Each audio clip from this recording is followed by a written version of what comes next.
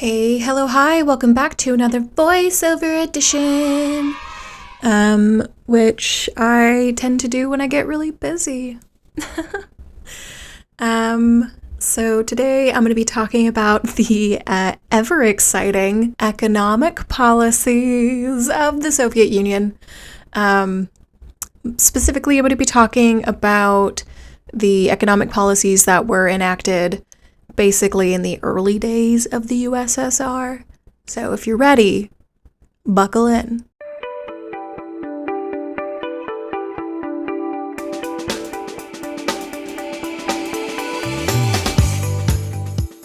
Industrialization is often considered a hallmark of economic progress, but the path to achieving it has varied significantly between countries. The Soviet Union faced unique challenges due to their organizational practices, or lack thereof, exacerbated by over-focus on a single sector of the economy at the detriment of others. While it is undeniable that Stalin's 5-year plans ultimately led to the industrialization of the USSR, it is essential to recognize that Stalin's policies were not the only potential path to Soviet industrialization. 3 policies are going to be talked about today: war communism, Lenin's new economic policy, or NEP or NEP, and the first 3 of Stalin's 5-year plans, with the latter 2 receiving additional analysis on their primary sector focus for investment and growth. For the NEP, the primary sector of investment and development was agriculture. For Stalin's 5-year plans, heavy industry, and while the USSR did remarkably achieve industrialization at an impressive speed, this does not mean that the NEP would not have eventually achieved the same goal had it been allowed to continue after Lenin's death, due to the relatively consistent rate of economic growth and stability it provided. The economic scheme referred to as war communism within the USSR was, quote, seen as an effort to replace the kind of economic relationships found in the market economy with the socialist allocations of resources and distribution of products, end quote. War communism has been assessed by some historians as reactionary in nature, a sort of improvisation due to economic scarcity and military need during the Civil War. Others, including Paul Roberts in his 1970 journal article for Slavic Review, War Communism, a Reexamination, argues that the time between the Civil War's conclusion and the first enactment of war communism policies, which is approximately 2 years after the war began, negated the assumption that war communism was an act of improvisation driven by emergency conditions. In truth, war communism was the blending and attempted enacting of Marxist ideologies in a floundering economy with a too unstable economic base to truly bring to fruition. The seizure of goods was influenced in part by shortages in various industries in wartime. However, it also aligns with the intention of Marxist economists. All goods go to all people and are distributed by the state in equal measure among the population. Robert aptly states that, quote, it was not the policy itself, but the manner in which it was applied that was determined by the Civil War, end quote. The forceful nature of war communism can mainly be directed at the disorganization of Bolshevik industry, as they had thus far jumbled, penalized, and confused the agricultural and industrial markets so thoroughly that no surplus was available for distribution. Without stable ground to build upon, the necessary surplus, the developed distribution systems and regulations, and the collective buy-in of the population were all missing. The economic scheme was doomed to fail, or at least to be short-lived until replaced by something else. Lenin did not have a socialism blueprint to which he held himself in the enactment of his economic policies, especially throughout the Civil War period. He knew he desired or needed central control to enable socialism within the Soviet Union successfully. In a speech in 1918, Lenin states that, quote, without comprehensive state accounting and control of production and distribution of goods, the power of the working people, the freedom of the working people cannot maintain itself, and that a return to the yoke of capitalism is inevitable, end quote. When Lenin realized that his problem vis-a-vis marrying the economic and ideological desires of the revolution with the realities of practical implementation was not something that could reasonably be achieved, he set out attempting to transform the Soviet Union through incremental steps.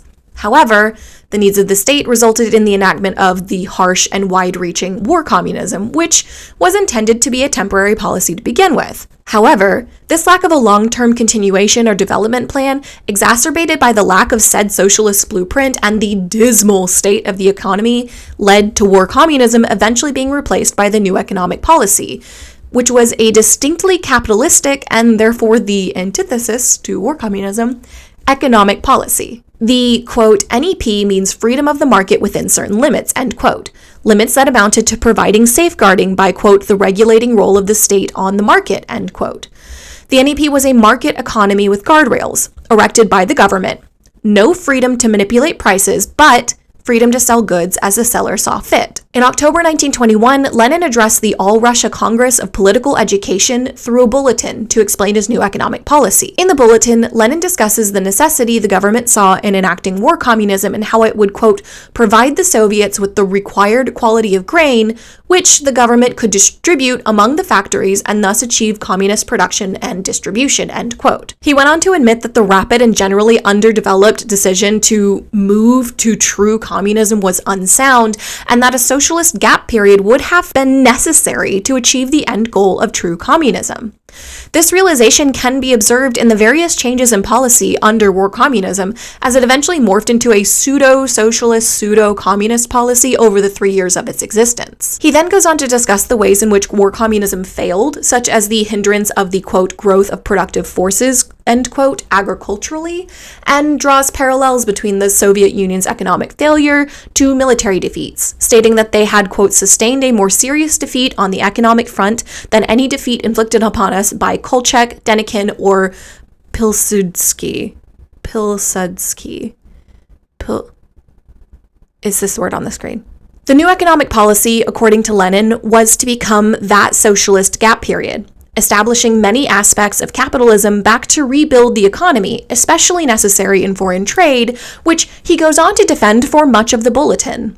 This, understandably, was going to be poorly received less than 5 years after the wresting of Russia out of Tsarist hands with the purported intention of developing a communist utopia.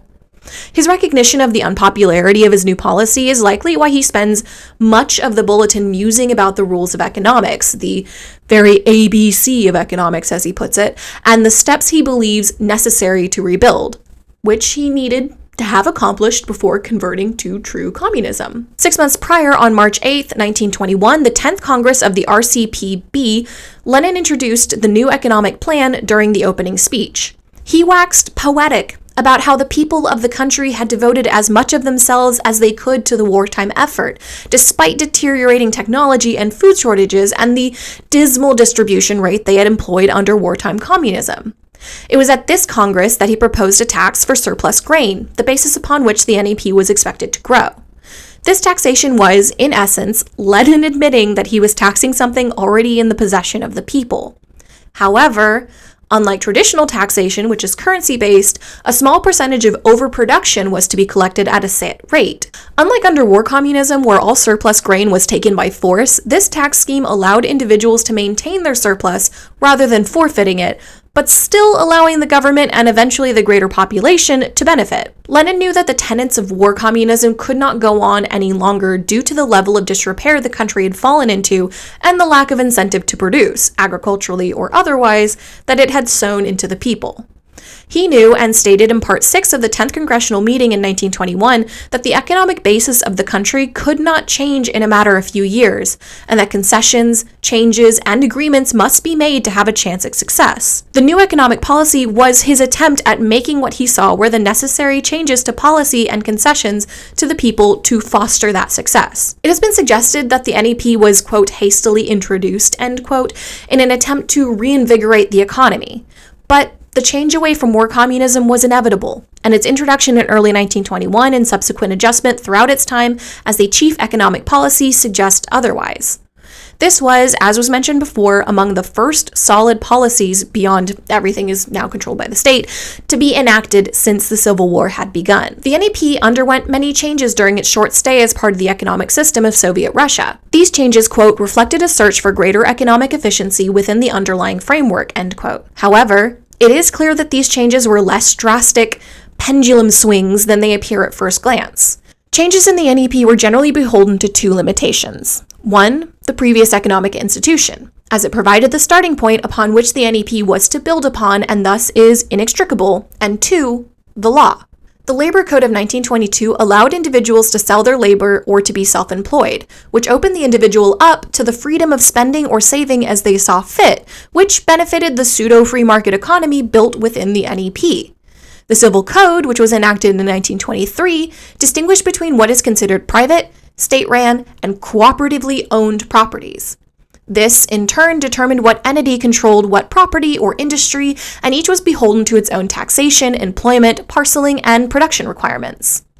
Essentially, all large-scale industries remained under government control, which was regulated more strictly than individual enterprises. Additionally, the common people were allowed small-scale production and individual agricultural rights and a separate taxation scheme under the new policy. 1923 was when the USSR experienced a scissors crisis, in which the price of retail products outstripped agricultural prices by nearly 130%, resulting in governmental intervention to include, quote, decrees controlling prices or preventing increases without authorization, end quote, reduction in overstaffing in industry and trade networks, and improvements to the consumer cooperatives to, quote, compel trusts to unload stocks, end quote, which allowed the market gap to close significantly. Additional actions include the erection of the People's Commissariat for Trade, which increased the reach of state trade, driving prices down by offering goods at dramatically lower prices than offered by the net men or NEP men, who were enterprising individuals who took advantage of these self-employment schemes and eventually came to be the post-revolution kulak class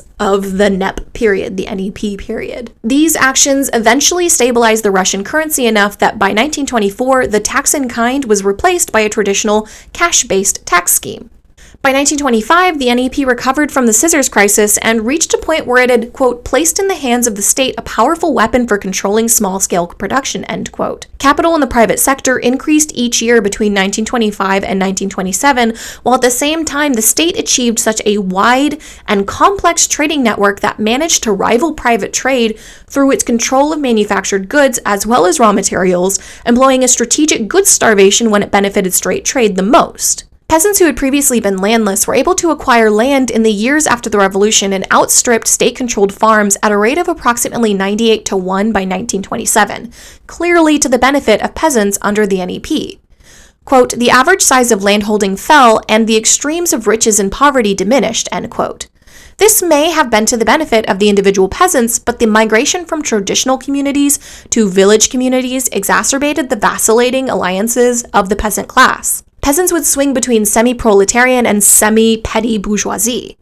The NEP was built with the assumption of an alliance between workers and peasants, and thus the party spent the entirety of the NEP period trying in vain to delineate which class a peasant may fall into, especially with the rise of the net men and the regular selling of individual labor. Social lines had blurred, and widespread poverty led many peasant farmers to pursue a combination of self-management and selling of their labor in times of great need.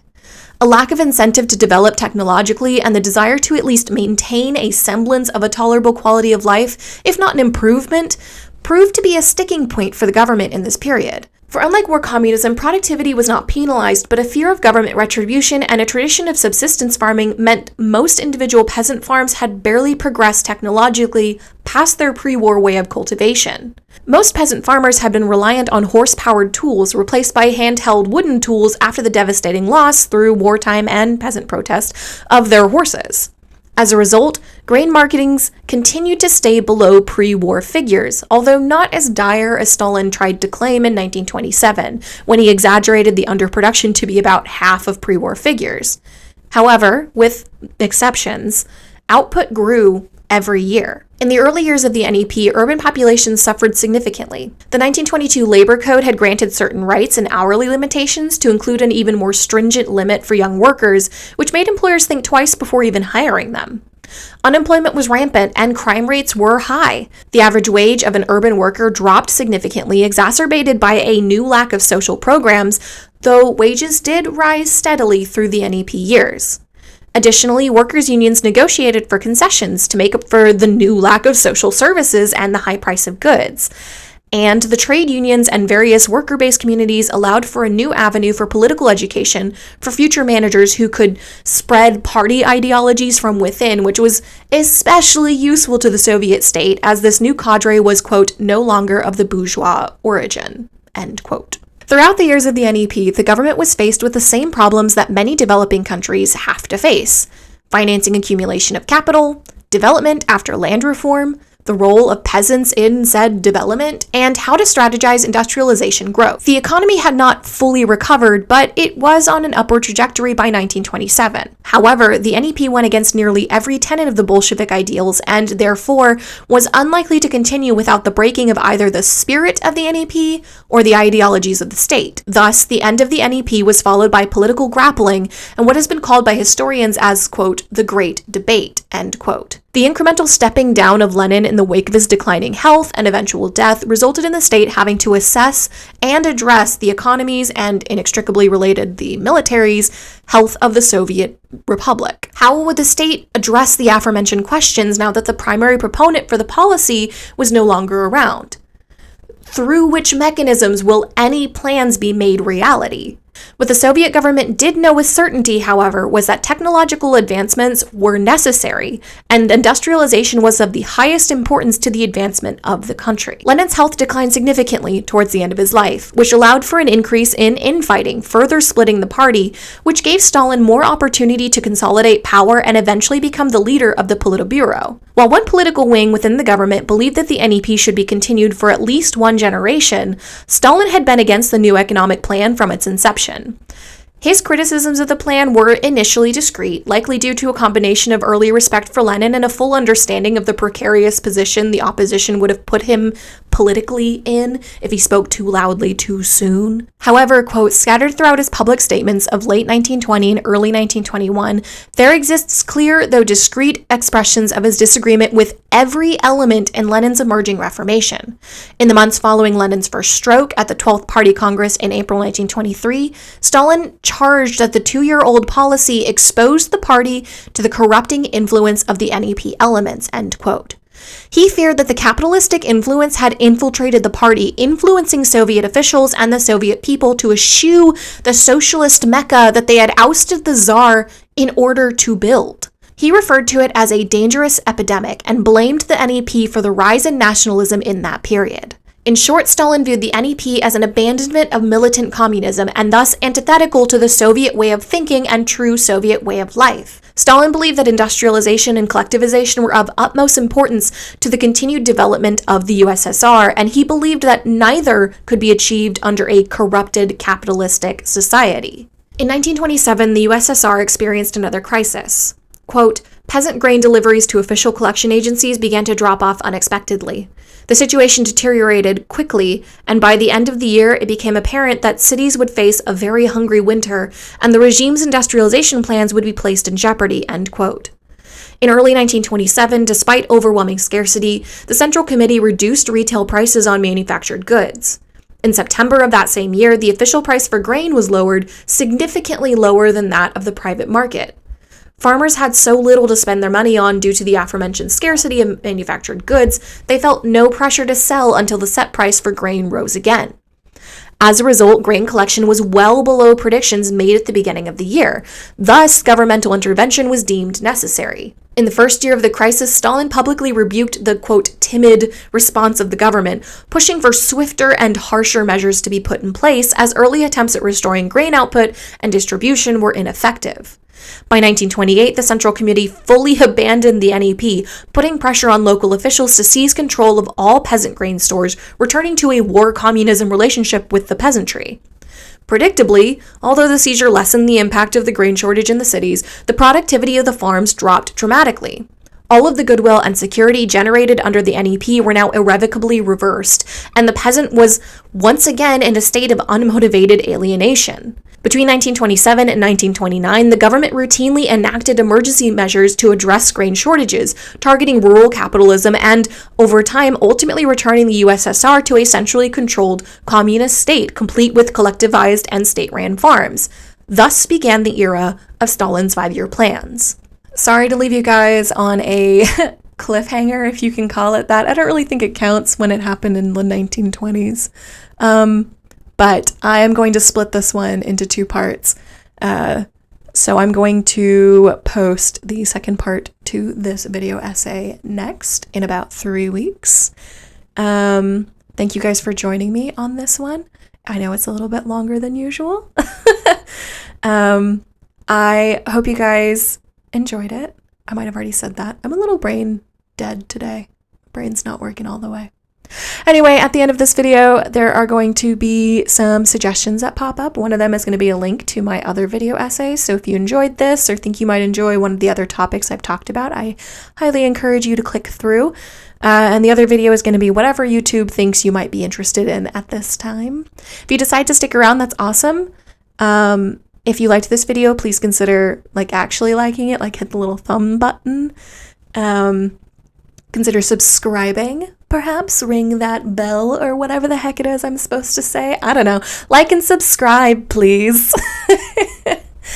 But yeah, so that's it. I'll see you all in the next one. Bye.